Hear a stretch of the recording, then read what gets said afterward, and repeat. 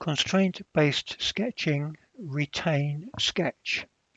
If I put a sketch plane on this face, and let's say it's just an ordinary sketch plane, it's not a layout sketch.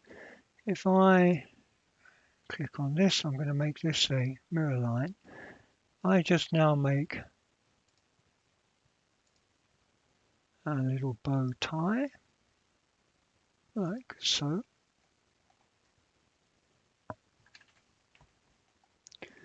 Now, all of these curves are just plain curves. They are not layout curves, and I can't change them into layout curves. What's going to happen when I come out of the sketcher by pressing D? In the structure browser, the sketching plane is no longer in existence, and all those curves will be consumed, and I'll end up with an imprinted face. And this face has come from this face. So let me undo. But what I can do, I can go to the sketch, and I can now choose retain sketch.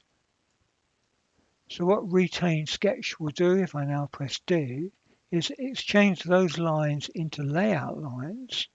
The sketcher plane has been retained, and I haven't anymore split the face. So I can move, and I can move with copy, let's say.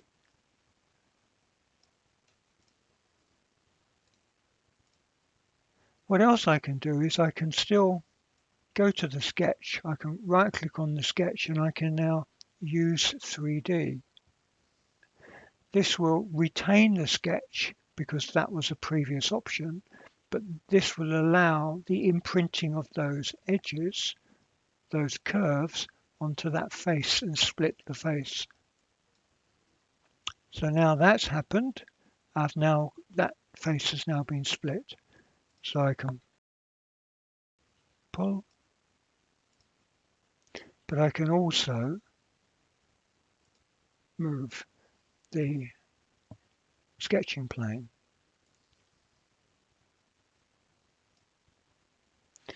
And now I can use 3D again.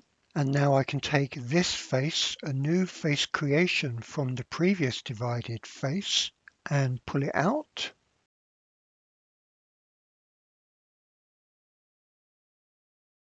And let's do that one more time. Use 3D. And these remaining surfaces created from use 3D, either by not being coincident with an active object face or are just unused, can now be pulled, disappearing in the structure browser as you see. So use retain sketch to produce a layout sketch on a sketcher plane from an ordinary sketch, and use 3D to make surfaces or divide faces to or from an active object without consuming the sketch curves.